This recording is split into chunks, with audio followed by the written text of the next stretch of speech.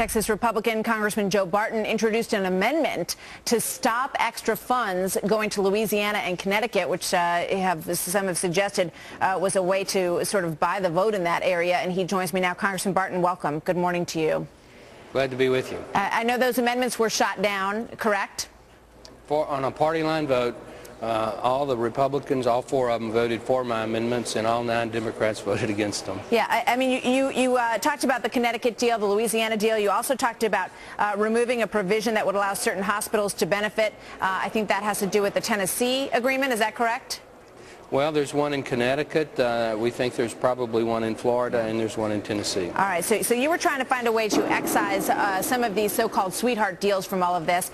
You also wanted an amendment, I thought this one was very interesting, that would prevent the bill from taking effect until Medicare and Medicaid are solvent. Did you throw that one in for good measure? I don't think you expected to get that, did you?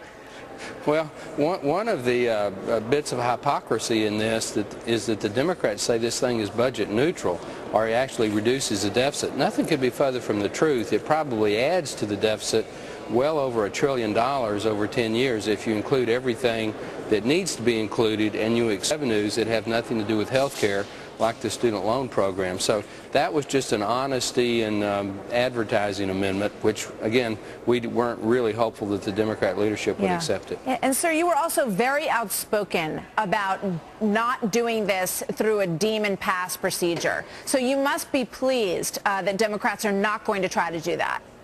I think that's an example of where they did listen to the American people. We don't get elected to Congress to come and deem things. We get elected to stand up and be counted up or down on the major policy issues.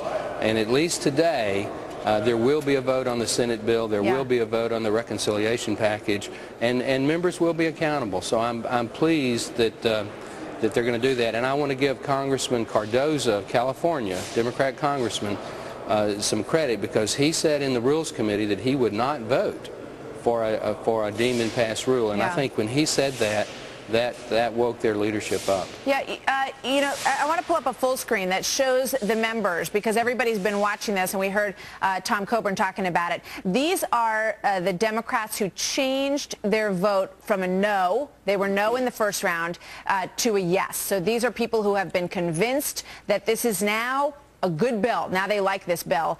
We don't have every single one of them on there. I think we do. Bocherry's in the bottom. We have Markey, Gordon, Murphy, Cosmos, Boyd, and Kucinich, who made a very public flip the other day. What's going to how closely are you going to be watching how these votes may have come about? Well, we're going to be watching it, and I do want to say that they don't have the votes locked down. They have a hunting license. They probably have about 210 hard votes that are for their bills now. There are a lot of members still in. Yes, ma'am. I used to be in the whip organization. I'll guarantee you they don't have the votes. They have the potential to get the votes, and they're counting on the pressure by keeping us isolated in Washington this weekend that they can get those 5 or 6 votes. Who do you think are crucial in terms of swing votes right now? Well, I think one of them, and he's a stand-up guy, is Congressman Bart Stupak of Michigan.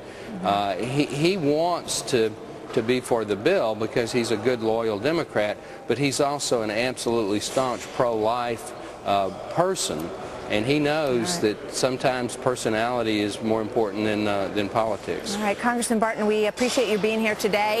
We have you on the record with us this morning saying you think they're at about 210. Which is some pretty interesting news. It's not what we're hearing from the other side, so we'll see what happens when the vote comes down. That's why we're watching. Sometimes